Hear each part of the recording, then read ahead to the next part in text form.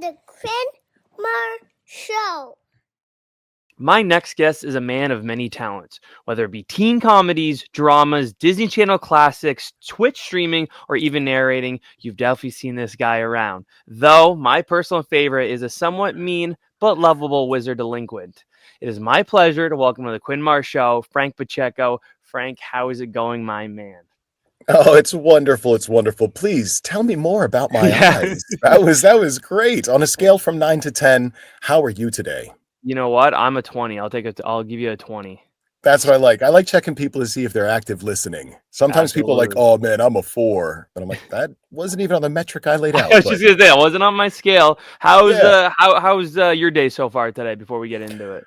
Relaxing. Yeah. 100%. There's finally been some rainfall out here in Los Angeles, and I'm from the East Coast where I love the change in seasons, the weather, and having just a little bit of rain. It just makes me, even just now, I got a little excited, just like makes me miss home just a little bit more. So I understand why you say that because I'm from Toronto, so I get all those seasons, but I would take a year or two of just sun. Oh, I agree. I feel the same way. Like when I go back to the East Coast, I say I'm visiting planet Earth because you're right.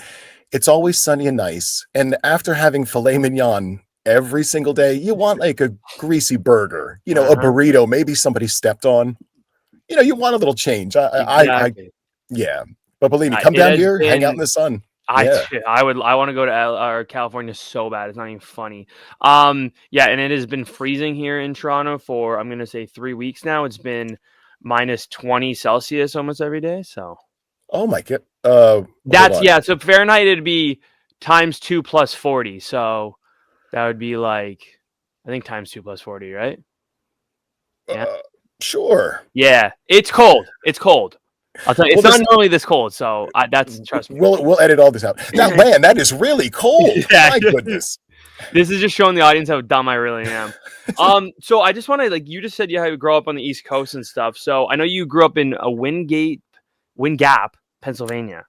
So exactly. I want to kind of get into what was like a young Frank like. Was he into sports, comic books, video games? Was it performing right away? Like, take me back to a young Frank. Yeah. So the town that I grew up in was called Wind Gap.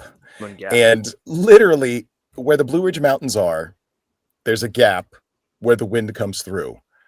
That's how they came up with the name for the That's actually why they named it that? I mean, I guess so. It makes sense. But from that area, it just spans westward, like along all the freeways and the highways and stuff like that. But growing up on the East Coast, I was in a small town. I mean, obviously. Wind Gap, nobody knows where that is. So I always tell people I'm near Philadelphia. And when they're like, oh, I grew up near Bryn Mawr, I'm like, oh, crap. Okay, I'm from near the Allentown, Bethlehem, Easton area, small town called Wind Gap. If you blink, you'll miss it. Like, that's how small it is. But growing up there, my family was all really close by. My grandmother had 5 kids, my mother, and then I had 2 uncles and 2 aunts. And we would all get together because they lived in Pittston, which is adjacent to Scranton. No, Dunder Mifflin was not real, but everybody would always ask, like, oh, is it there? No. So we would travel up there to Pittston, and I would hear my uncles, Rich and Bob, just tell these stories. Like as a young kid, they would just tell these stories that would have my grandmother, my aunts, my mom just in hysterics. And the stories were just like, did I ever tell you guys about Quinn the Mauler Mar? This guy had hands that were like shaking hands with a bunch of bananas. One time I saw him in the store and I thought his hand was in a cast. He was holding a carton of eggs in his own hand, Frankie. Quinn the Mauler Mar. Like that's the stories they would tell. And like my family would just love hearing those kind of things. So I'm like, all right, it's not necessarily the story itself.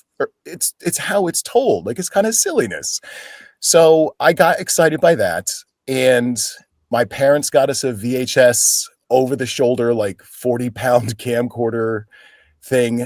And my brothers and I would start filming some stuff just around the house, like goofy stuff that like my friends and I would write. Cause we watched You Can't Do That on Television. That was one of my favorite shows growing up as a kid. And I was like, look, these kids are with these goofy sketches and stuff. We can do that. So we started just filming little silly things. And watching horror movies one night, I remember my mother spoiled it all for me, where she was like, Frankie, you can't be scared. You know how you and your brothers film those movies? Somebody is doing that same thing with that zombie. It's not real. You can't be scared. And I was like, oh, that makes sense. So then I just became fascinated with filmmaking. And then as a kid in middle school, I saw my friend Daryl Meeks do a song at like the winter chorus. And it was a silly song about having to get like a shot in your butt and now your leg kind of is sore. So he walks with a limp. It was silly. And the audience just loved it. And I was like, wow, like those people are laughing at the same energy that like my mom and my family laugh at. I want to do that. So Mrs. Miller, our music teacher, was like, well, Frankie, we don't ever do like repeats of songs. We do something different. Would you like to sing Oh Shenandoah? And I was like, yeah, is it funny? No, it is not. It's just a long solo about like, oh, like far away that rolling river. Like I remember having to say, Frankie, it's not river, it's river. River. And I'm like, all right, you got it. So my parents didn't know I was singing a solo until I got there. And they're like, what? Solo, Oh Shenandoah, Frankie Pacheco. What the hell is this? No way. So why didn't you tell them? It just never, I don't know. It just never dawned on me. Okay. I can't remember. So I sang the solo, and at the end, the audience laughed. And I couldn't remember what happened. I just remember I sang, audience laughed. I left the stage, and Mrs. Miller goes, Frankie, do you know why everybody's laughing? I go, no, why? She goes, at the end of the song, you went, right into the microphone. I was like, oh my goodness. Like I'm done with this finally. Yeah, but then just that being in front of a crowd, I just started doing plays in high school, and it just expounded from there where I worked so I worked at the phone company. For example, like you'd call me, beep, hey, thanks for calling the phone company. My name's Frank Pacheco. How can I help you today? Hey, Frank, my name's Quinn. I'm moving to Malibu, California. I can't believe it. Wonderful. I can help you with that. So it was a lot of like just, understanding like how things function when it comes to communicating with people and being like a customer service sort of thing. So I worked at the phone company up until I moved to California because I was taking like little acting classes in my local area. And I started looking up, this is just when Google was like just starting to come out. So I was like, all right, Sherry O'Terry, Will Ferrell, the Groundlings. This name kept popping up, the Groundlings. So in May of 2004, I saved up enough money to fly out here. I flew out Friday morning. Saturday morning, I auditioned for their improv group, and I was terrible. Like, I didn't understand. I didn't know any of the rules. I didn't know anything. So Sunday morning, flew back to Pennsylvania, and I was like, that's it. Like, I got to go. This is it. I got to do this because working at the phone company, people were there working at that job longer than I was on planet Earth. And at that point, like I was having like kind of a little bit of like an early life crisis, I guess. Like I could see my future, and they were like, Frankie, if I could do it all over again, I'd be sitting on the beach in Hawaii with a ukulele singing songs, not this crap. Beep.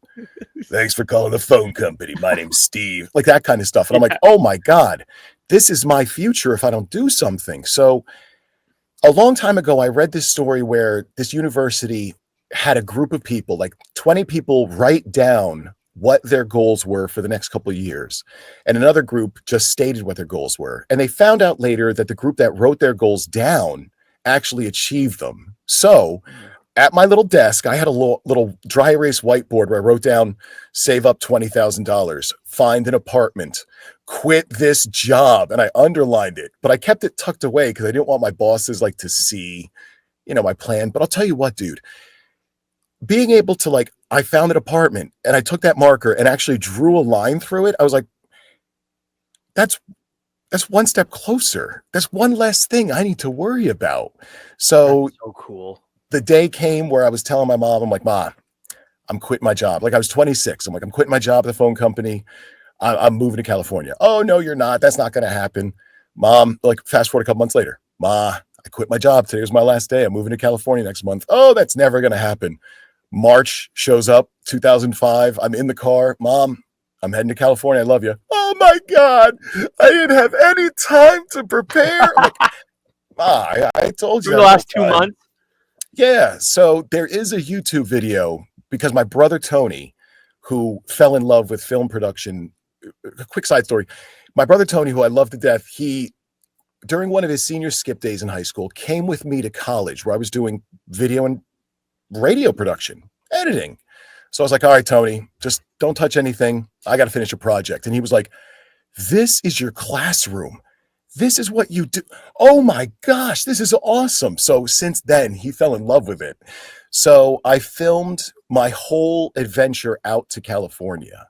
Because my dad, he's from Ponce, Puerto Rico. So when I told him my plan, I remember he came upstairs, sat down on the couch next to me. He was like, hey, bud, listen, when I was 18, I emigrated from Puerto Rico to here, a place that didn't speak my native language. And I didn't know anybody except for my brother. He goes, you're going to California. We love you to death. If everything goes terrible, you always got a bed to come back to. Go knock it out of the park. And I'm like, oh my God. Yeah, Dad. So we gave each other like a big hug.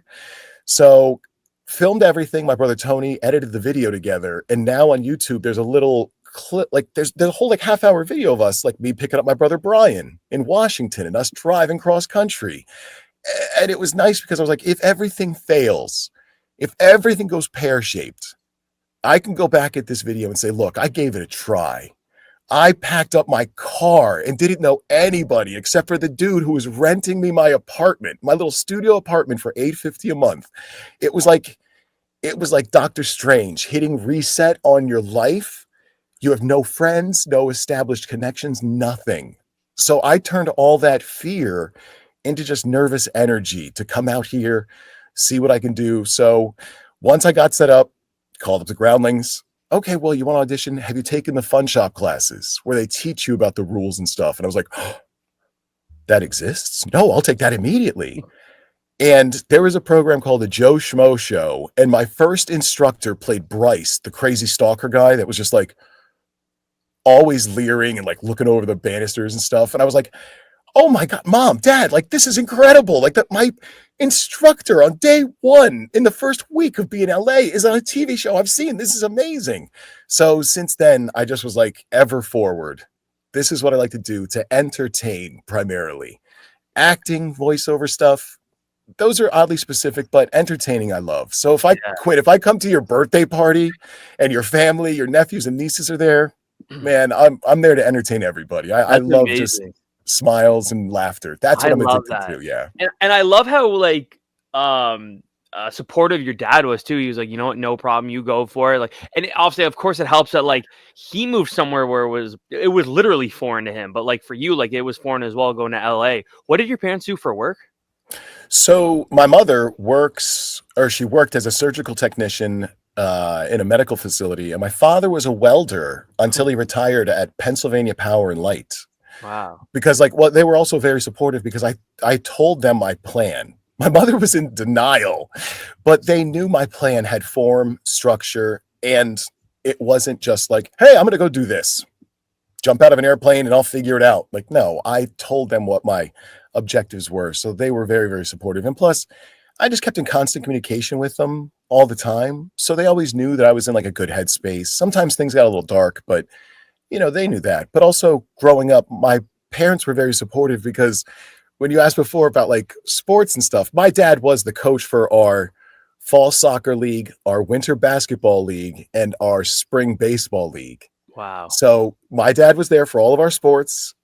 My mother run the snack stand at all of those events. So they'd come over, hey, Elaine, how's it going? Again, it was like such a small town that it was like the under 15 soccer league, under 13 soccer league, those kind of things. So my dad was always there, really imprinting like fundamentalism, leadership, following what the goals are, like those kind of things. Never showed up late for practice because your dad's the coach. Yeah. You can't be late. You know what I mean? True. Yeah. One thing I find really fascinating about like doing this whole thing is that like 99% of the time, whoever I'm talking with, their parents had nothing to do with entertainment. So it is really interesting, like how like whoever I'm talking to found their way into performing and entertaining. And clearly, you're just another one I can check off of that list that's happened to. Yeah, they had no desire, none. Like I was the one who was like, I'm getting these headshots done in Allentown, Pennsylvania. Because like in high school, I used to bleach my hair every summer. I would go and get Quick Blue number 40, and it would just knock the color out of my hair. I don't know. It's the late 90s. You bleach your hair. Right. So I remember they were like, well, we got to get your hair colored back to its original color. So we're going to schedule a hair coloring for you. And I was like, great, let's do it. And my hair smelled so bad for like a week. It was just gnarly. But even though people would like kind of go like, you want to be an actor? Really? I still always had that shine and luster. I'm like, absolutely I am. Like those TV shows you watch, that's what my job is. I want that to be my goal, my job. My career is going to be that. Okay, we'll see. So every time like you'd meet people were either excited or some people would always cast some doubt. But it was those people who would always kind of tell me no, that I'm like, I'm not going to do this for my friends and family because they never lost faith in me. I'm doing this for you because you said I couldn't, and I'm going to show you exactly what I can do. Sorry, I got like a little sinister there, but 100%. No, I'm with you. Like I love that you were 26 at this point. Like you weren't just like a 17, 18-year-old going out to LA. You were almost 30 at this point. And the fact that you still did that's crazy. Like I'm 28 trying to run a successful podcast. Eventually I want it to be an actual podcast network where there's other shows on it. So that just shows that like it is possible. I know 26 and 28 aren't old, but they're not young when there's a lot of people 17, 18. There's child actors. So it's like at that point it's pretty crazy that you're able to do that. So that's massive props to you because that's nuts. Yeah. I mean, I didn't know what to expect, but like I said, when I went to the Groundlings and I just saw the people that were there ran the gamut of all different decades of ages.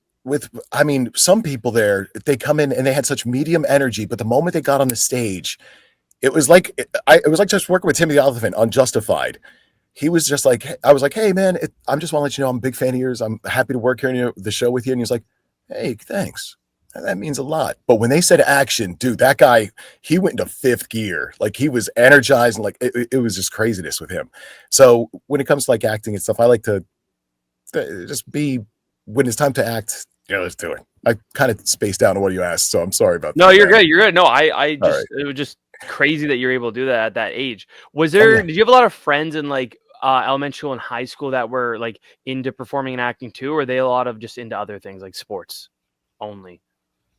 Oh yeah, sports only. Like for being as big as I am, because I'm 6'4", 245, 250 around there.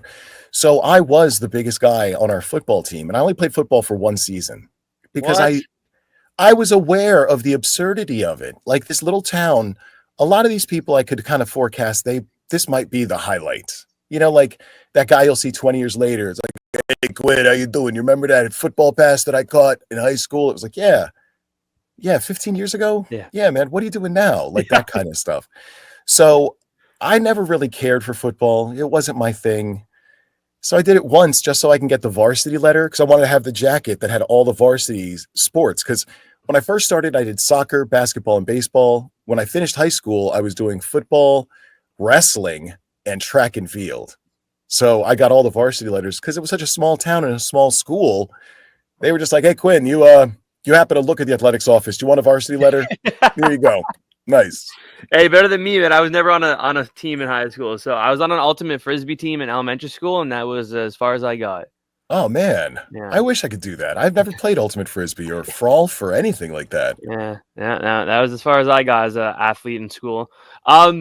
Now, looking at your IMDb the other day, your first credited role was in a short film called Firm. But before we get into that, was there anything else you did besides that before that was like big in your mind when you got to LA? Because obviously I'm assuming just because that was your first credit doesn't mean it was your first one in LA.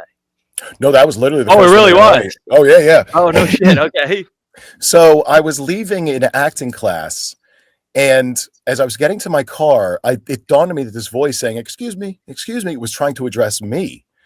So I turned around and this woman was like, hey, we're casting for a short film and we needed like a big security guard. Would you mind auditioning? We saw you leave and we just wanted to ask you. I was like, sure, I guess so. What do I have to do? And I remember they were like, well, Frank, as a security guard, the place is being robbed. But when you come into the place, you want to kind of act like, oh, I'm being pranked. but then you get killed because you actually draw your gun because you're being robbed, really. I was like, okay, I guess I can do that. So I remember like it was so great because like at this college, it was a little bit north of where I am now. I can't remember the name of it, but they actually had a soundstage set up with like an actual office where it had the desk and the chair. It sounds silly. Like I know I'm describing like the mundane stuff, but it was like an actual set. And I was like, wow, I'm actually here like on an actual set. There's the director. This is it. Like, this is where I guess it begins. Like, I just remember listening to Head PE like over and over in my headphones just to kind of like, just never ever forget that moment. And it just was so fun to actually have like, to be there, to have the cameras there. And they're like, okay, Frank, we're going to take you over here. We're going to put a little bit of makeup on you. This is your belt. This gun is fake. The things are filed down. And I was like, you got it, man. Like, to me, it was like I made it. Like that little tiny little thing was just like, I have this. Great. I didn't know where it would go or anything, but just that little opportunity where someone was like, excuse me, would you like to audition for this? Like, yeah, that was it. That was literally the first thing out here in LA, man. Wow. Now, were you also doing like commercials and stuff at the time, or did you have like another job, or was it just acting?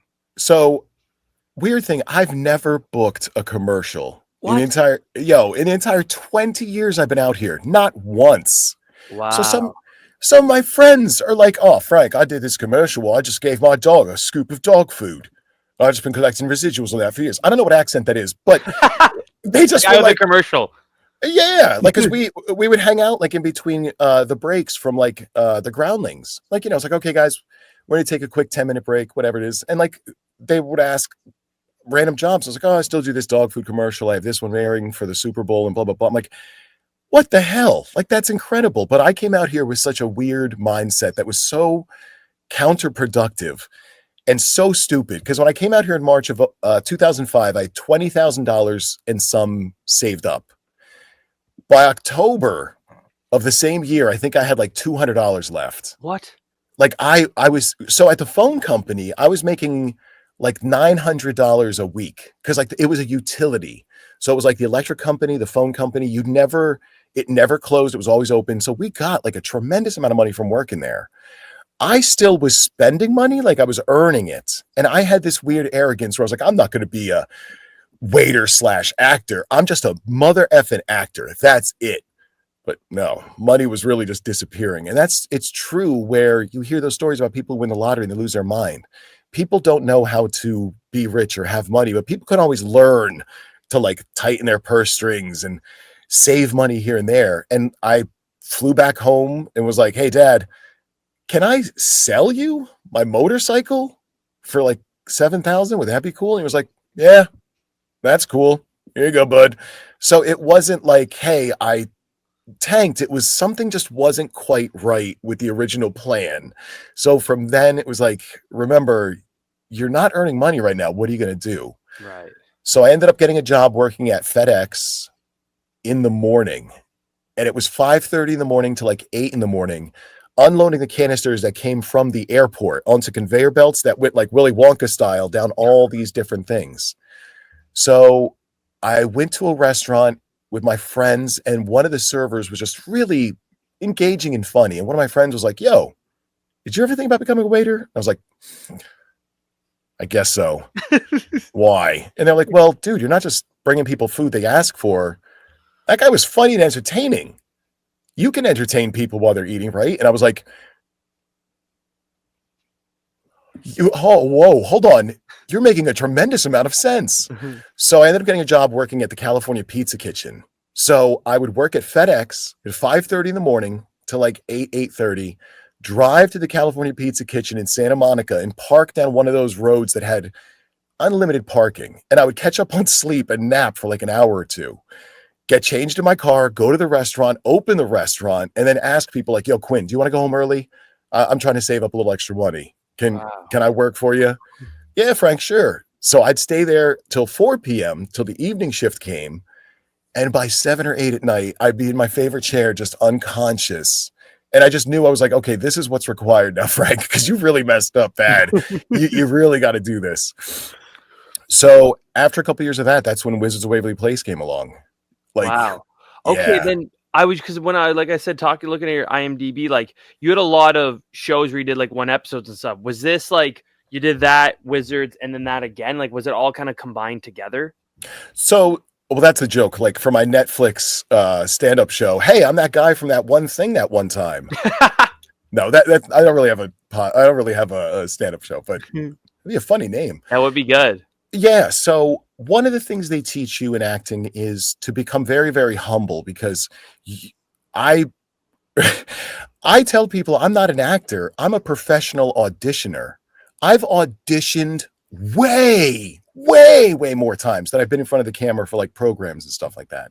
And a lot of the times you're just not the right fit for what they're looking for. As an actor, I'm a piece of living animated artwork that Quinn sees I can actually bring his character that he created to life.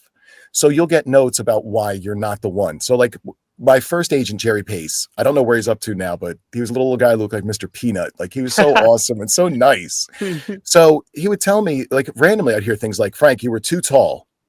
That happened because when I was doing background work, you're supposed to be seen but not noticed. And because I'm 6'4", I just was head and shoulders above everybody. So a lot of the times they're like, Frank, you got to go back to holding, man. I'm sorry. So too tall, not tall enough, too fat. Okay. That one kind of burned a little bit. Not fat enough.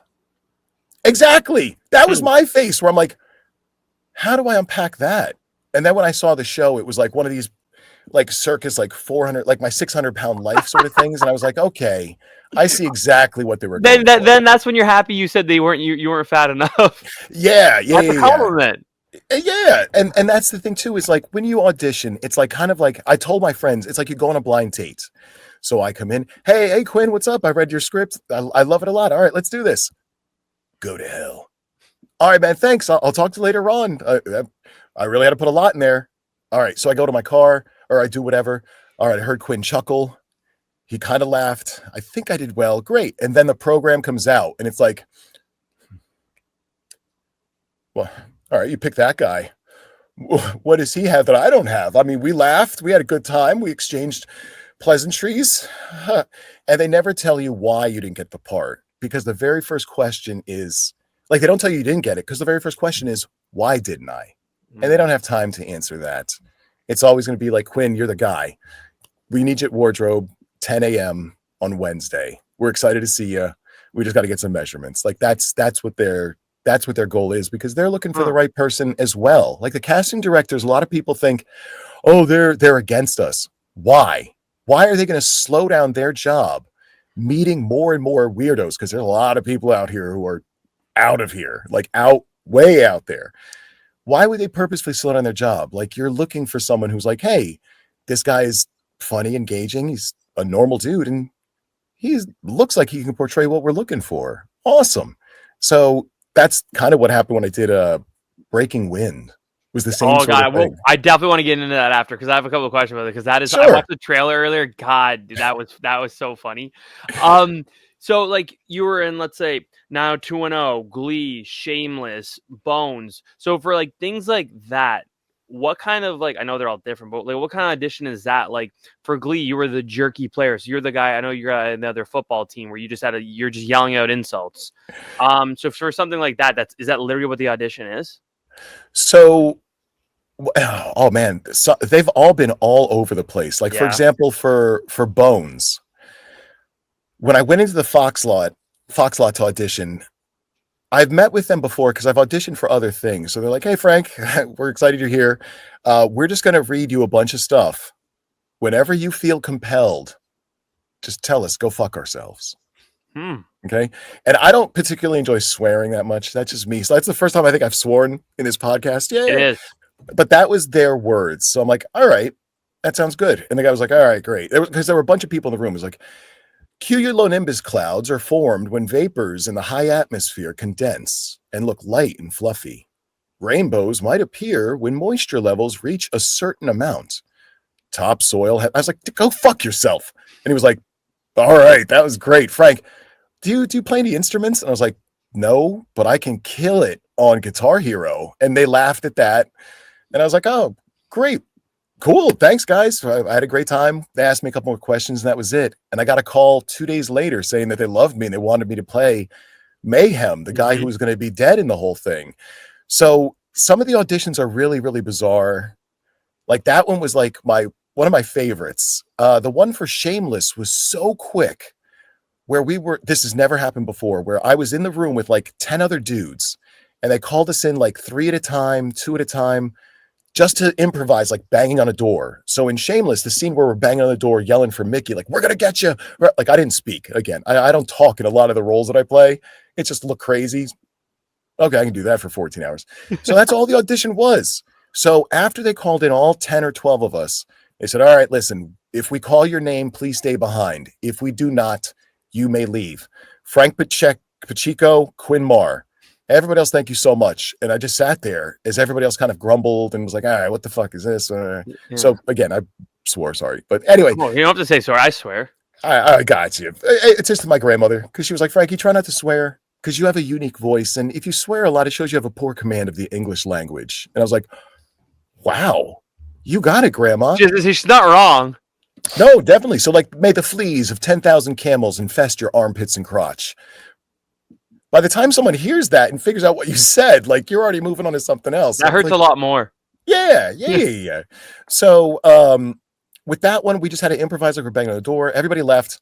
Me and you were just sitting there. After the door shuts and everybody left, the casting director comes out and goes, all right, guys, come with me. We're going to wardrobe right now. I was like, whoa, really?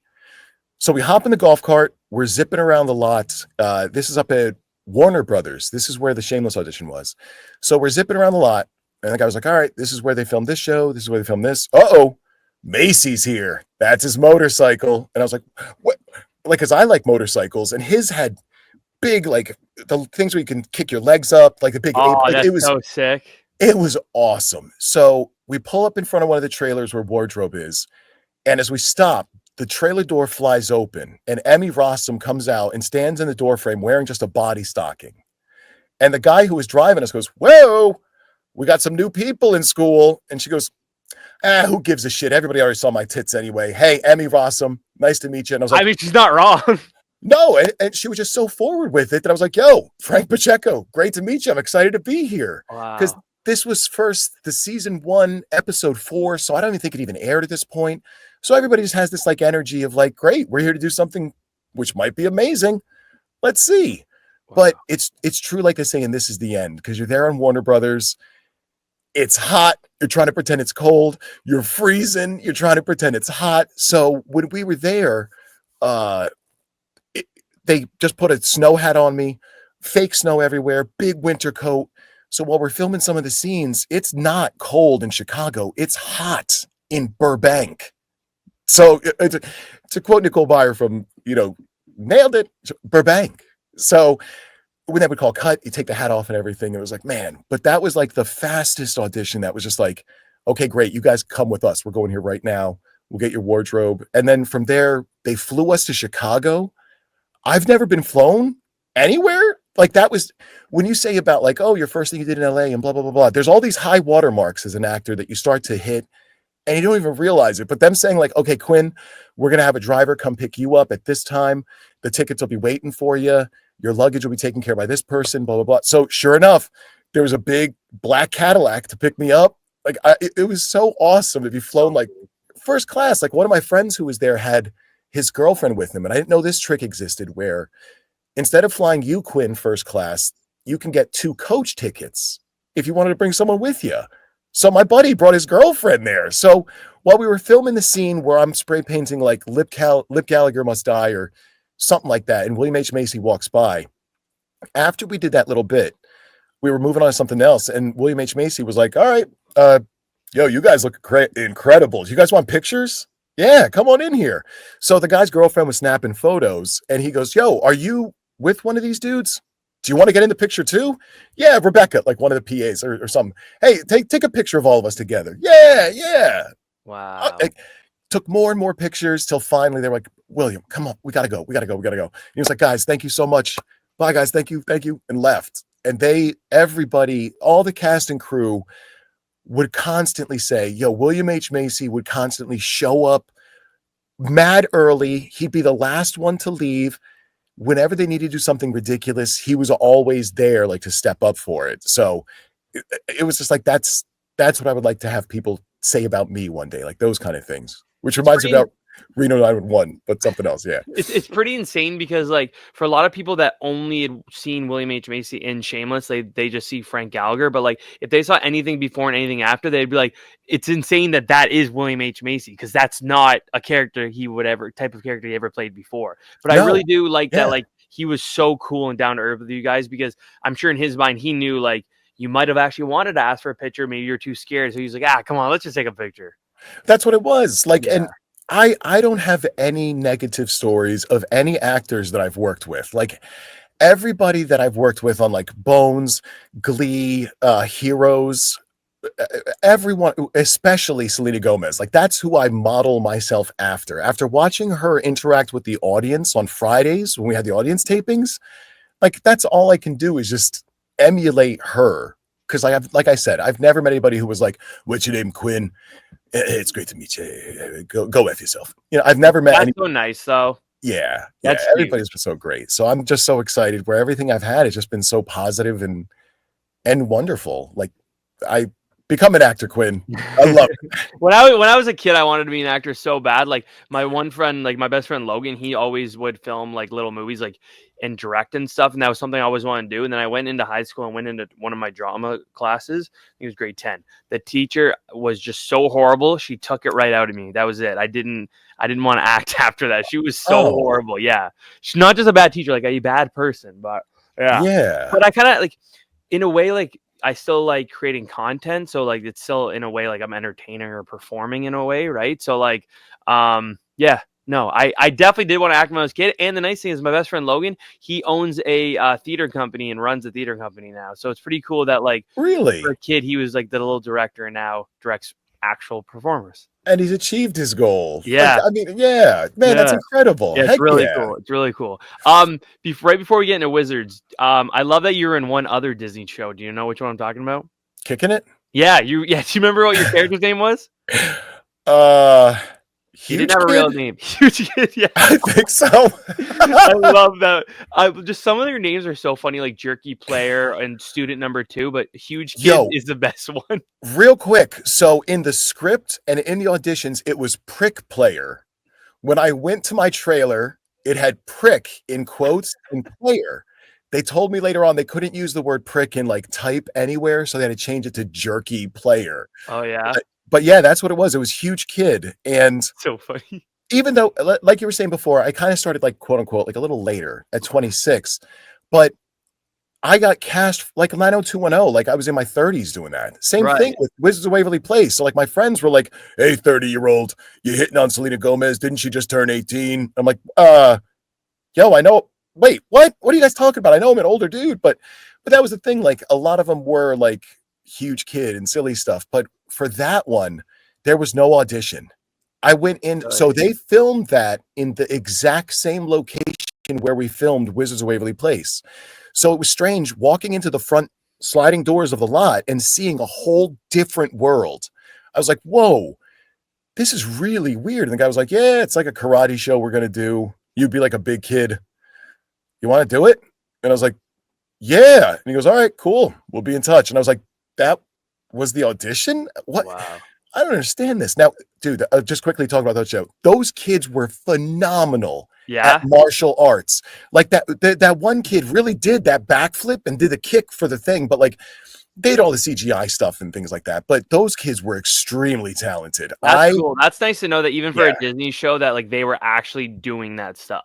Yeah, they were incredible. Now, a quick thing about me. So before I got into this, I actually was a pro wrestler for a little bit in World Extreme Wrestling in Allentown, Pennsylvania. So Alpha, the Wild Samoan, trained me. So I have a picture of me and Dave Bautista, and I'm so proud wearing my I Survived the Wild Samoan Training Center, because that shirt was $6,000 back in 2001. And it's me and Batista. And, like, I'm an inch taller than he is. It's funny because, like, he was billed as being 6'8", or something like that, and I'm only 6'4", but in the photo, like, I'm towering over him. Let me see. I can definitely send this to you. What the hell? Yeah. That's crazy. And What's that's that him. say? That's him in his prime, man. Too. Yeah, October 5th, 2001. Man, this photo can legally drink. That's Yeah. crazy. So real quick, I did that for a little bit and got concussions. Like, did you ever see the movie Memento? No. Okay, so in the movie Memento, the guy has retrograde amnesia where he can't create new memories. His only moments that exist is like a goldfish, these past couple seconds. Christopher Nolan directed it, and the way he did it was filmed it in reverse. So you're running down a hallway and you're like, am I chasing? I'm running. Okay. And then you see me. Oh, am I chasing this guy? And I pull out a gun and shoot at you. And you're like, no, he's chasing me. Then the scene ends and it cuts to something else. The next scene is what happened right before, leading up to you running down the hallway. So you're like, oh man, Frank is here and he's pissed. He's going to get me. And you start running. Then your next memory is, okay, I'm running. Am I chasing this guy? Bang, bang, bang. Oh, he's chasing me. So what happened was I was fighting against Homicide. And this guy was notorious for being stiff. And this was the last match I ever wrestled. So we were up at the training center, which was like an old VFW bingo hall, like in Nesquehoning or some other weird place. I can't remember where now, but the very first move is supposed to be a spine buster on me. I hit my head so hard, everything went white, and I kind of turned my head to the right, and I was like, oh, there's people. Yo, I'm wrestling. Like, it was the worst match ever. And like, my brains were scrambled, man. So after the match, I stumbled downstairs and they're like, Frank, you okay? And I was like, yeah, I'm fine. Yo, where are my boots? I got a wrestling match. They're like, no, dude, sit down. And I still remember, like, when they're shining the light in my eye, I could see the outline of the bulb because my eyes weren't constricting. And they were like, Frank, do you feel like you got to throw up? Do you feel anything? I'm like, no, I have to wrestle. And they're like, dude, stop. What? We got to get you home here. And this is so weird. They wrote me a note saying, Frank has a concussion, take him to the hospital. They gave me the note. And after like an hour or two, they were like, okay, you can go home. So I'm driving home like, all right, I've got a concussion. Something happened to my brain. It's a full moon. Yo, that's wild. I can't believe they let you drive home. Yeah. So like I get home. I'm like, oh, I gotta get home. So I get home, open the door, and I'm like, Mom, Brian, to my mom, my brother. I was like, guys, you got to take me to the hospital. And they go, why? And I was like, why what? Oh, I have a note, you for this. And my mom was like, Frankie has a concussion. Take him to the hospital. All right. So went to the hospital. They told me I had a concussion. They're like, all right, relax, heal, don't wrestle, because having a concussion isn't terrible. Now, this is before CTE, chronic traumatic encephalopathy, was discovered and everything was researched about it. So the doctor was like, getting a concussion isn't terrible. It's not great, but it's not terrible. He goes, do not get a concussion on top of a concussion because that'll be really bad. So at that point, I was like, you know what? I don't think this is for me anymore. And that was when I was like, I'll entertain in the acting area. And that's when I discovered all the groundlings. But kicking it, I actually did my own stunts of being flipped over because the stunt man who played the little kid who flipped me over was a martial artist. And he was like, all right, Frank, he goes, you point at me like this, I'll grab your wrist and stand here. And he flipped up and got his leg up around my head in like one motion. He comes back down and he goes, do you have stunt training, Frank? And I was like, well, I was a pro wrestler for a little bit. He was like, so you know about being stiff and how to, dude, we got this. And I'm like, hell yeah. I was like, so I just roll over my shoulders and great. So yeah. Like Kill Bill style, explained a little bit of pro wrestling to explain like how I did my own stunts on a Disney show. That's really cool. And that was the cool side of Disney at the time when they're doing Disney XD, when they're trying something different. So it was Kicking It, Zeke and Luther, Pair of Kings. I can't remember something else, but like they were trying like a different type of like extreme Disney, literally what XD is. But yeah. Yeah, there was weird stuff, but they had all the shows filmed like right next to each other. Because I remember walking over to the Sunny with a Chance set. Oh. And then I think the Dangermans was being filmed next door. And I knew the director because he directed an episode of Wizards of Waverly Place. So like all of us from like all of these quote unquote huge shows are just kind of like walking around together. It's like, that's so cool. Yo, is that Felix and Ravens? What is happening here? And to me, it was just like, those were my peers. They were just like, come on, Quinn, we're going to go this way. Frank, we're going to go this way. And we're going to raid this show. What do you guys got? Kind of crafty. Ooh, la, la, la. Like, and it was just so fun just having all of those guys like right there. But that is cool. Kicking it. That was fun. What then how did you get the audition for Wizards then before all this? Like where did that come from? So for Wizards, I auditioned for that show a lot. Like if you remember when I said when I did Bones, I kind of already knew the casting directors and they're like, "Hey Frank, it's great to see you again." Same thing with Wizards. So in season 3, because I did my research, when I finally got cast, I watched all of season 3. I would see the parts that I auditioned for. Like it was a family of hillbilly wizards, and in the episode I think they get trapped inside of a pocket dimension behind a wall and they're never seen from again. Like little parts like here and there. So finally there was a part for this leader of delinquent wizards. All right, we'll go in. I take the abracadoodler and I draw a classroom bell and remove it, holding the actual bell. All right, that seems silly. I think I can do that. So in the audition, I kind of coyly, I'm like, "School's out," and then threw the bell, like all, scene, like, space work and stuff like that, and threw the bell on the ground and kind of like stomped off the scene. And I guess they love that. And when I did the first episode, I had no idea they were going to have me come back for a second one. It just never was in my realm of possibilities because I've always just like that one guy from that one thing that one time. But they kept having me come back and come back and come back. And what was neat was at like episode 6, they took me aside and they're like, "Hey, Frank, did you notice we made your character a little sillier? Because that's kind of like more the way you are." And when I first came out here and took improv classes at the Groundlings, I learned I can't get angry because I'm so big and so overwhelming. It crosses a line into Scary Town where now you, the observer, are like, "Whoa, if he really went nuts, what could Frank really do?" So that's why I have to kind of play like, "Quinn, what'd you say? Why I oughta? I'm really mad." So in the first episode where I tear the sleeves off of David Henry's character, we had to do that like 6 or 7 times because I kept just grabbing his arms and it was like, "Don't talk bad about my mother." Like, and they were like, "No, Frank, no. Try it this way." So they eventually just skewed the character towards who I am, like being silly and goofy, where I'm like, "All right, guys, 20% of," or like you. "All right, guys, 20% tip on a $100 bill. Then we'll go to the movies." And we'll, hold on, Quinn, hold on. "Guys, that's $20. Yeah." And you're just like, "Thanks, Frank. Anyway, we're going to go to the movies." So the slow thinker, that's the character I kind of like lean into because it takes a lot of intelligence to be dumb because you have to have those moments of genius where you say something like where it's like, "Whoa, you don't want to get hit in the head with a frying pan.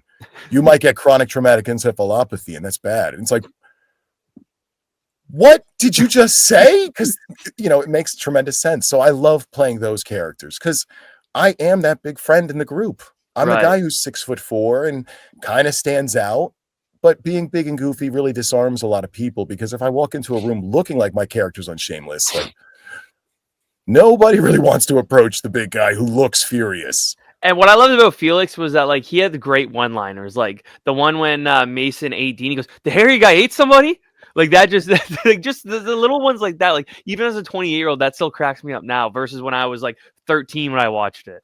Yo, that was all the writers. Like those guys did. They were so phenomenal when it came to those because like we would go through with like all the producers and all the network executives and we would rework jokes. What didn't work? All right, should we have Quinn start on top of the desk?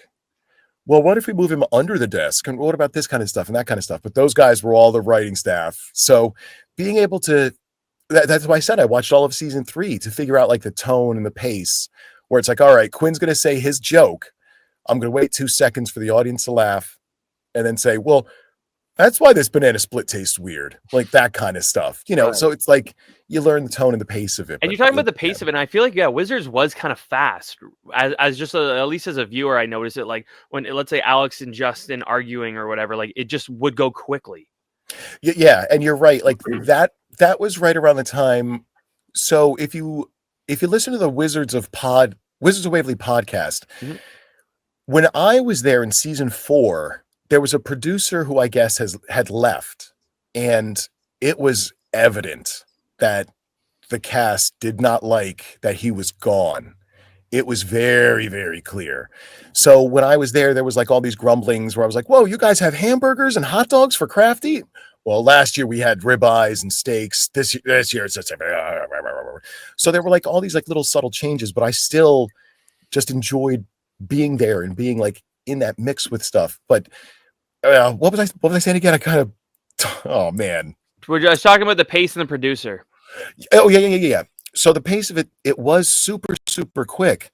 And I think in season 4, there was a lot of change in the characters and the tone. I don't know if you could pick it up as a viewer compared to seasons 1, 2, and 3, but they were very clear. Like season 4 got like kind of off the rails and wasn't their really favorite season. Yeah. So they were very, very clear about that. And, it just kind of, to me, I just was blown away. I just was there. I was in Madison Square Garden, like taking it all in. Those guys were kind of like, this isn't the same like last year. So, right. But, yeah, and I could understand that because they're used to something, right? It's a little different for than you being at like the chocolate factory. Yeah, well, I mean, I guess like this guy really just kind of fought for like the characters and a lot more for the actors instead of just like bowing over. David DeLuise would always do this, Disney. So like. The one producer, I think his name was Peter Marietta, would always fight for like your vision as your character. Like, hey, we're the writers with developers. You guys are the bigwigs, but still, we're going to make sure that you get to do your thing as an actor, as a performer, as an entertainer. Right. So when he left, I think they were really kind of disheartened by that. But yeah, it kind of took a different tone. But the pace was super quick. Those episodes were all done in 2 days, man. That's 2 crazy. days. Jeez. Yeah. Before we get into like Selena, David, Jake, and Jennifer, I wanted to ask maybe if you know this. I saw a video somewhere. I can't remember. I think the actor was on the show Liv and Maddie. He had mentioned that if a certain show is on too long, the actors have to start getting paid more. So what a lot of like Disney Channel shows do is switch them. So then if it's like a different title or if it's something different, then they don't have to do that. I think it was 4 seasons after 4. So if you look at Sweet Life of Zack and Cody, it switched to Sweet Life on Deck. Hannah Montana switched to Hannah Montana Forever.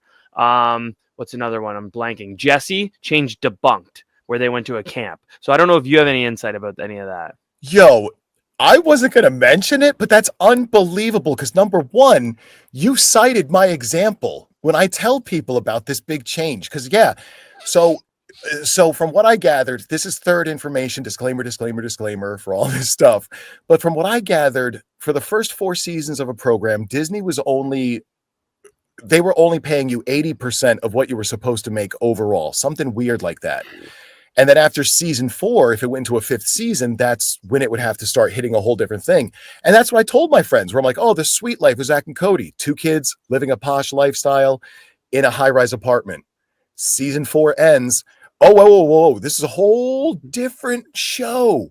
It's 2 kids living a posh lifestyle on a boat. Sweet Life on Deck. Brilliant. Now we only have to pay them 80%. You're still doing the exact same thing, the exact same stuff, but it's changed so subtly that they don't need to pay you that amount. So in season 4, they were very aware that this show was ending, which also I think led to a lot of the cast and the crew kind of being disheartened by it because it was so great for the first 3 seasons. And then knowing it was going to end, knowing what the pitfalls and stuff were going to be, that's why they were like a little bummed out on it. Right. Yeah. I don't blame them. I'm just glad that it does, like, someone else has noticed it too and has heard about it, especially someone in the business. So I'm glad that theory seems correct anyways. Absolutely, man. But yeah. So you mentioned about Selena just being such a great person. Can you just tell me about working with her and I almost said Justin, David and Jake and Jennifer and the whole crew or cast and crew? Yeah. So Jake T. Austin, he despised being as dumb as he was on the show. It was funny because like when we would get together on Monday mornings, we would get together for the table read and, just kind of mix it up like, hey, what's going on? Blah, blah, blah. And it's like, hey, Jake, what's going on? He's like, nothing. I wonder what I'm going to do this week. Put a diaper on my head. Like, that kind of thing. So he'd get kind of like bummed out by that. But Monday we would have the table read where if you were the writer, you were there. Like I have pictures of like, just again, taking a picture of my title card with Frank Pacheco, Felix, and then all these other names where I'm like, my name is here. Like, this is amazing. So they would all be sweet about what was going on. Like, oh, Jennifer Stone, she was my favorite to work with. She loved classic rock, like Bachman Turner, Overdrive, all that kind of stuff. Loved zombies, but hated little kids. Like, she was so funny to work with. Oh, she didn't like her outfits that she wore either. Like, and they were crazy. The dress of markers, like she hated that because every single time, like, let's say you had a turn, a green one fell off. Cut. Now there's two people right up in your business trying to put this one stupid marker back into place. So Mondays we would do the table read, and you'd hear the people who wrote the jokes laugh extra hard. Well, that's what's wrong with my banana split. Ha ha ha ha ha ha. Trying to really sell them. Tuesdays I was never really needed. Only the main cast were, and they would have stand-ins for us because they would do like the main walkthrough where they revise the script. Wednesday, I would be there for like the walkthrough. So same thing. Like, all right, Frank, so in this scene, you're going to come in the portal here, step through, kind of glance at the crowd or glance at the class and then address David or Mr. Justin. All right, cool. So we'll do that. Same thing. Do the jokes. That kind of thing. So Monday morning, we would do that walkthrough just for like the blocking and stuff. Wednesday afternoon, we would do the walkthrough for the executives where they would finalize jokes, what doesn't work, what kind of stuff. Thursday, we would come in full wardrobe, hair and makeup. So the blue spray paint would be applied. So the first couple times I did this, that they sprayed that blue spray paint, I have a bottle of it because I bought it for Halloween one year in my bathroom back here. It's one of those aerosol ones that smells like, it like a bomb went off. So during one of the episodes, like, all right, Frank, we got to go out in the hallway. And I was like, yeah, what's going on? And like, here, kneel down on this little pad here. So the smell is really overpowering for everybody in there. And I'm like, oh man, yeah, no problem. We can do this out here. So for the rest of the episodes, when it was time, I was like, time to assume the position. All right, let's go out there and get it done. So Thursdays, we would do all of the scenes that involved any sort of magic. So you play the harp, I play the kazoo. Quinn and I are going to the zoo. Whatever kind of rhymed. That was basically it. It was just rhyming stuff. Did you just make that up? Yeah, just now. I was like, all right. I'm trying to think of a destination and then something silly. I'm like, yeah, we'll go to the zoo. That's good. So then they would cut. We would then step out and we would do the same thing. Let's go to the zoo. So they would have our audio of us flashing out. So what they would do then is get all that footage, rework the jokes, do all the little things, and piece them all together for Friday. So Friday was when the audience was there. And I've only been in front of a live studio audience like only a handful of times for stuff, but this was great because like they knew they were going to see Selena Gomez, like somebody who was like established. Like this program has been around for a while. So everybody was like all amped up. And Ezra Weiss was one of the guys who would keep the crowd like entertained. All right, you guys ready for this? Now here's what's going to happen. We're going to show you a couple scenes here that we've already filmed because that's where the magic is, but you'll see the real magic done live. All right, guys. And Selena, I remember she came out and because he was like, all right, guys, so somebody wants to come out and say something. So it was like stadiums, like seats like this. He was here facing the audience. So the little stairwell was here that you climbed up, then came up here to where your seats were. I was on the floor. Selena passed me and walked up the stairs. And the lady in the left who was like this goes, oh! And Selena Gomez goes, oh my God, I'm so sorry. I'm sorry. I didn't mean to scare you. And she goes, no, it's you. Like, and she was like, yeah, it's me. Hey, everybody. And now the crowd went nuts because she was there. So right in front of everybody, she goes, hey, everybody, I just want to thank you guys for fighting the LA traffic. I want to thank you guys all for being here. I want to thank you guys all for being fans of the show. Because without you, there's no us. Without you guys being fans, we wouldn't be here. So thank you for everything you guys had to do to be here tonight. It really means a lot to us. And we really hope you guys have fun. So thank you again. And she would come out and, get everybody excited, like take a little moment to address everybody, to understand what it was like to be in front of a crowd and have their appreciation, so she just gave a little bit of her time for that. So we would then do the live scenes and they were so awesome because when I brought the fuzzy squirrel frog in, originally I'm supposed to open the box and go, whoa, it escaped. Watch out, guys. It chews human toes. But in the scene, I was like, guys, what if I had a hole carved in the box? Because if it's supposed to eat human toes, let's say it chewed its way out. And they were like, that's good. That's good. So that box that I held with the hole in it, I carved that hole myself. Oh, no way. Yeah, and they let that run. They were like, that's great. Yeah, let's do that. So I'm like, yeah. So if you could provide something that really enhances it, they were receptive to it. They loved it. So after we did all the tapings on Friday, where we filmed the rest of the show and all the different scenes. All right, let's do this scene. But guys, pretend you've never heard these jokes before. Ha ha ha ha. Keeping the crowd entertained because you're there for a couple hours while we're filming. Wow. So at the end, they would do the curtain call. All right, playing not so serious black, Quinn Marr. Yeah, Felix, Frank Pacheco, Selena Gomez. So we do our little bows, do our bows, wave to everybody. And then it sounds so dangerous to say now, we let everybody come out of the crowd into the studio, onto the set. You wanted to go into the layer. You want to get a picture. Quinn, you want a picture of you looking like Mr. Justin teaching me? Yeah, I'll sit at the desk and like scribble. You want like something like that? What would you guys like? So yeah, she would stay there and take pictures with everybody until security was like, look, she's not the bad guy.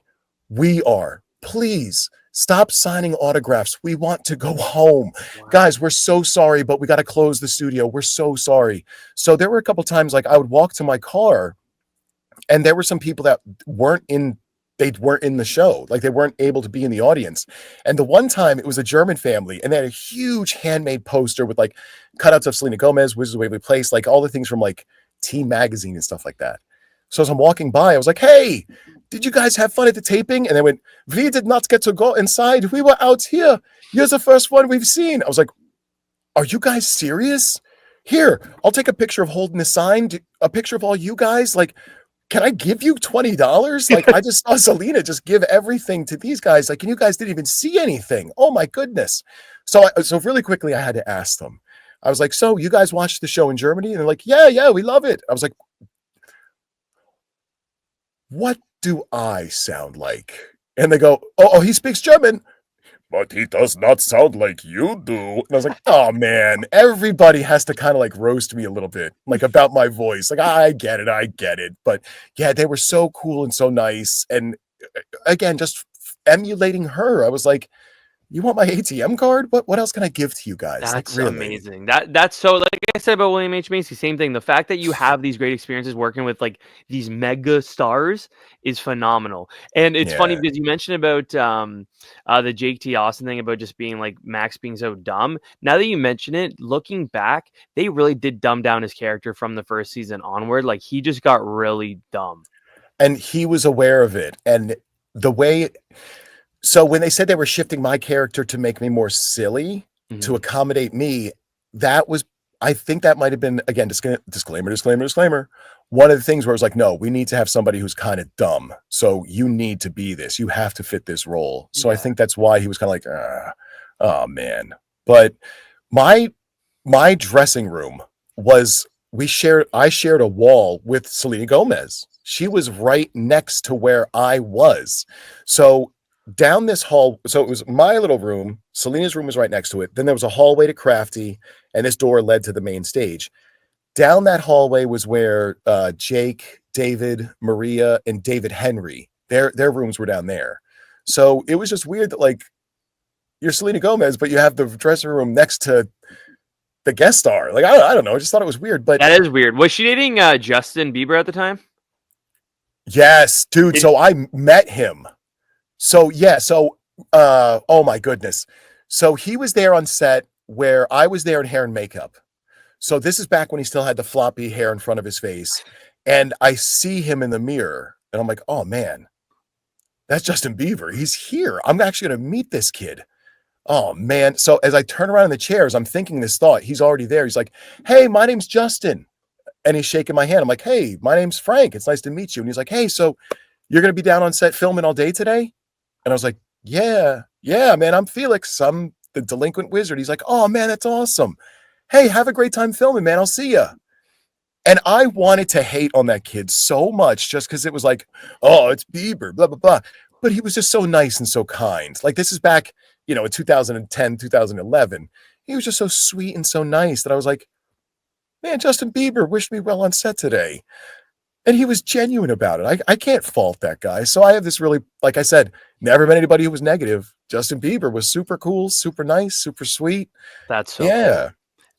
Now if Wizards Beyond Waverly Place comes calling, would Felix go back? Yeah, if it would fit into the show somehow. Yeah, I mean it's silly in Canada right now because it dropped. It's not even on Disney Plus here in Canada, but we were able to watch the first 2 episodes on Disney Channel, like on actual cable, but it never dropped on Disney Plus in Canada, which is weird. So I don't know how the actual rest of the show went. The first couple episodes were interesting. They're different, of course. I mean, 1, I'm an adult, and 2, it couldn't be the same. So yeah, I do know what you mean about that, but at the same time, I think there is a school involved. I think Justin is a principal or a teacher or something. So like student teacher, you never know. Something they could come up with something. People way smarter than me. They could. I mean, those opportunities and possibilities are all out there. I mean, I don't know what would be able to happen. Like I just remember.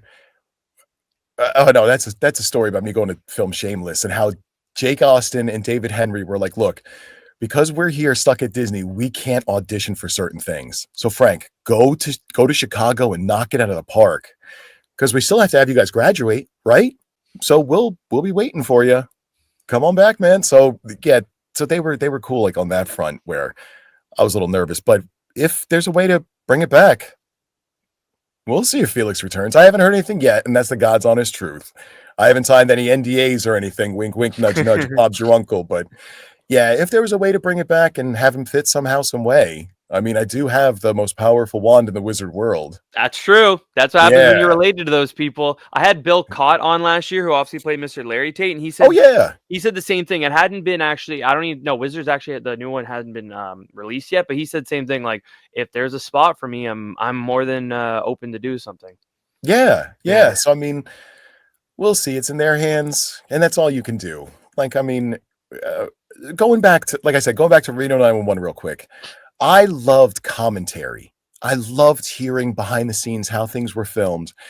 And before I moved to LA, I remember listening to Thomas Lennon talk about this one actor who played the hypothetical criminal. Mm-hmm. All right, let's say hypothetically, I have a pocket full of drugs.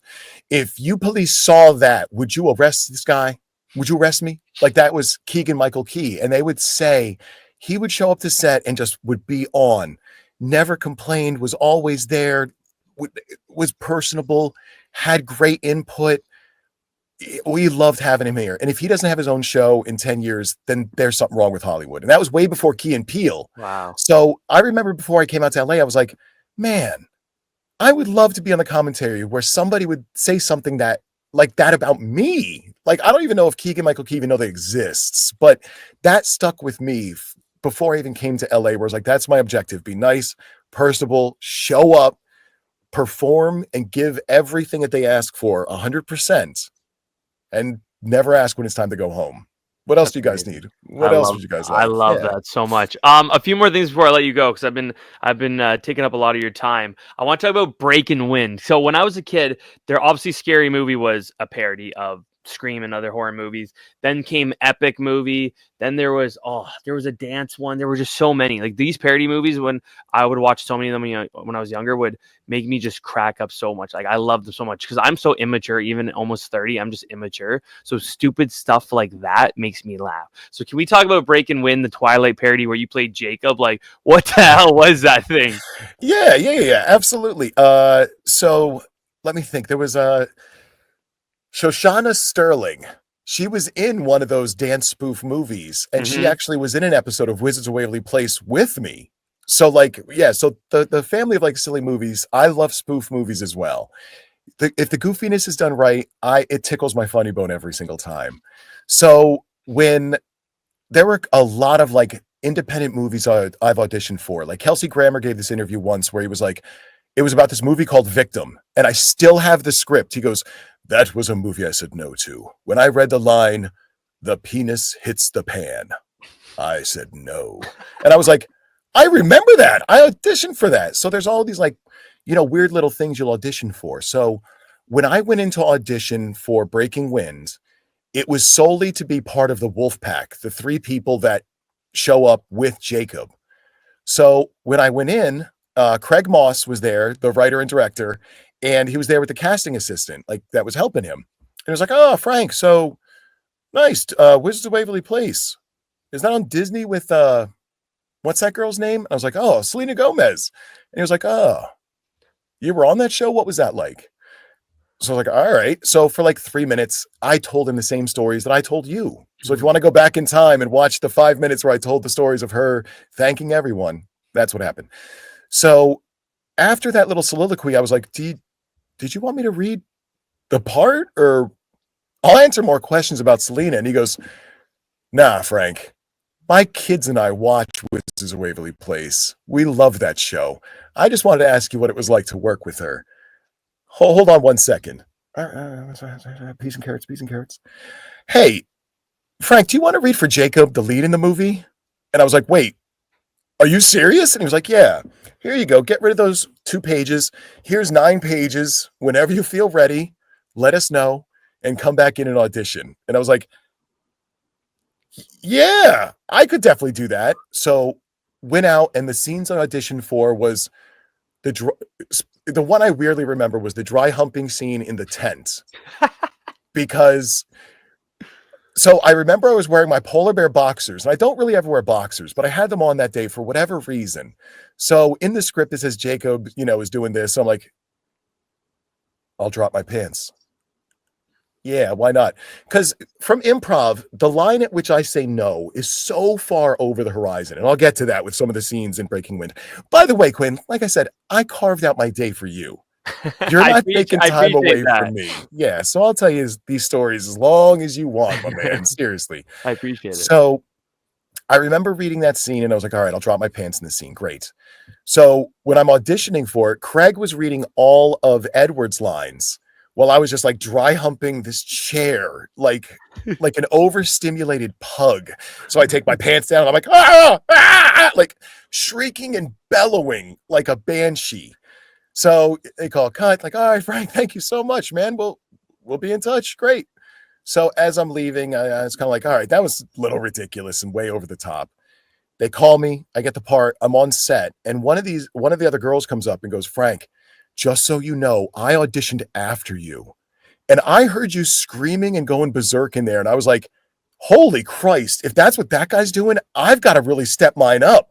And she goes, I think because I auditioned after you, that's why I got this part in the movie. So thank you so much. I'm so happy to be here. And You were on Wizards of Waverly Place. So as it turns out, she was also a fan of Wizards of Waverly Place. So being on a movie where people recognized me from Disney stuff was really neat. Because like some of the people, Alice Retfield, she was a stunt woman on the actual Twilight movies. So she was there and she just was like, guys, this is so surreal because it's like the actual movie, but you guys are weird versions, like Little Edward. Like it's so weird, but she still was great to have on set. All of those guys were great on set for Breaking Wind. But yeah, that's what it was. That silly little audition where they asked me to talk about Selena Gomez. And then it was just like, hey, you're a nice person who is not nuts. And you didn't just poop all over anybody. Because like I said, I didn't have any bad stories to share about anybody. And, that's the thing too. It seems like it's like once one domino falls, then they all go, right? It's like you got that Wizards turned into Breaking Wind. It's like little things build up to big things. Well, that's what the plan was. But then all of a sudden things just kind of like started to dry up. Then COVID hits and now everything just has been ground to a halt. So now it's like 46 trying to not quite start over because like you're right. There is an established history because just like with your goal, your objective to have a whole broadcast channel of people doing shows, people will recognize you by the quality of the work that you have produced. They'll see each individual one of these episodes and see the potential and see everything that's available. That is what's going to be recognized. So when oh my gosh, I'm so sorry about that. It's based on the you're good. Talking about COVID and then they're just coming to a halt. Correct. Yeah, so everything kind of ground to a halt.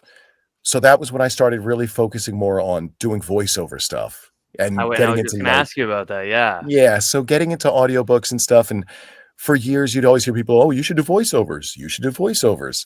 So the VO Dojo, which I love, they have a program called You Should Do Voiceovers, which is like an intensive about doing all the gamut of voices for like cartoons, animations, commercials, the voice of things. Turn left in 3 kilometers. Your destination will be on the right. Like those kind of things. Notice I did metric for Canada. Yeah. So it's been kind of tough, but there have been people that I've auditioned a lot of things for, because the show Superstore, I auditioned for that show so many times, but never got cast. And then they also started casting for St. Denis Medical. Same thing, man. Auditioned for that show so far, but now it's at home. So my girlfriend, who I live with, she has also become now a professional script reader. So I'm like, all right, honey, in this scene here, you have to be angry. And at this one, you're kind of snippy. So cut my sentence off here. And she's like, gotcha. All right. Are we doing a slate first? I'm like, God damn, I love you. Yes. So we're doing cool. a slate first. You know, you got the references down and everything. Oh my God. Yeah. She's amazing. On point. So yeah, auditioning from home is way, way, way different. And I thoroughly do not enjoy it. Really? Being there with you in person auditioning, I get your instant feedback. All right, Frank, that was great. But hey, slow the sentences down. Like, don't do it like the Micro Machines guy. Really, really slow it down. All right, give it to us again. Great. But when you're here in the apartment, you're kind of throwing things out into the void. And you don't really hear, anything, if anything. So I have to contact my manager or my agent and be like, hey, so what they say? They're like, yo, St. Denis, they love you. But they're just trying to find the right thing for you right now. That's it. So having everything start over, having to do things from home, I understand it's so easy and convenient, but it just takes away from that interaction part that I enjoy, where I get to see your eyes light up, where you're like, yo, this is the guy I think I need. He looks scary as hell, but he's also nice. I like that. So it's just way different now. Yeah. Yeah. And the strike didn't help either, I'm sure. No. That was just another thing on top of that pile. So then what's like right now a day-to-day like for you? So after completing everything with the VO Dojo as far as I got, the one thing I can tell you with voiceover stuff, finding my own voice, because I've always sounded like this. So even in middle school, I would do the morning announcements. Quinn Marr, please report to the principal's office. Tonight's basketball game against Bangor is postponed due to snow. So I used to do that kind of stuff. But like having a McLaren F1 all the time, I didn't know exactly how to talk. Hey, the Quinn Marr show. This is going to be great. Frank, do you talk to your friends like that? I'm like, no. All right, try it again, but more you. So like there were so many different exercises and thought processes to go through where it was just like, hey, it's the Quinn Marr show. You guys are going to tune in or you're going to lose out on everything. It's up to you. Your life could be great or it'll stay in the crapper. That kind of stuff. Or, hey, Frank, that was great, but less cheeky because we can kind of feel you kind of smirking.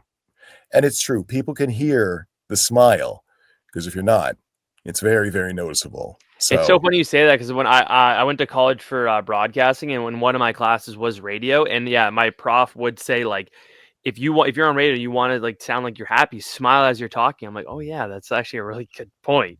Yeah. Little things too, like even shrugging while you're talking. Some things you can do, like I got to do a bunch of cartoons for Rocket Animation. It's an app that had a whole bunch of different things available. But it's true where if you physically like contort your body, I'll get this building off of you.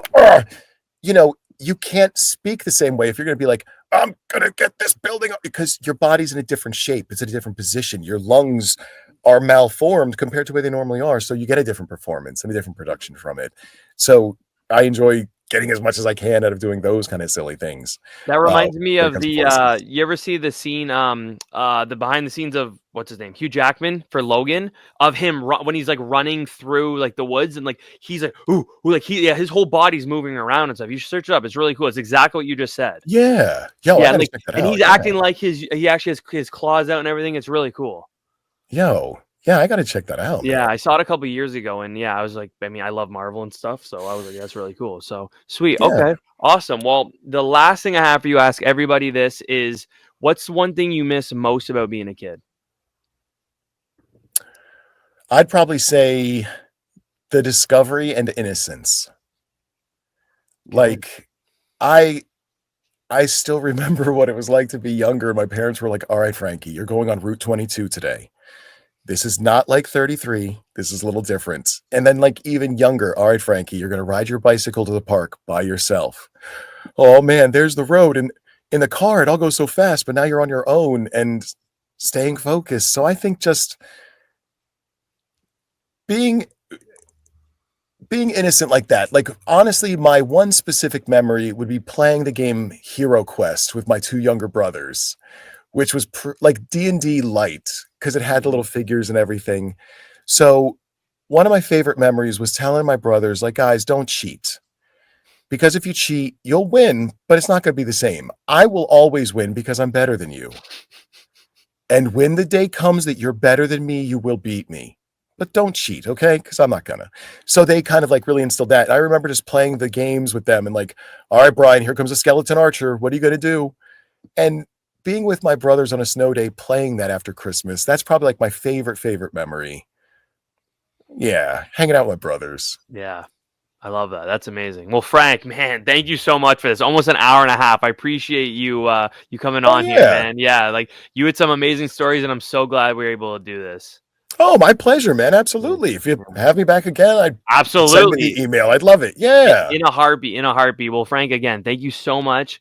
We'll definitely be in contact, but have a good rest of your day, and I appreciate it. Hey, without a doubt, go forth. Be awesome. And that was the Quinn Show.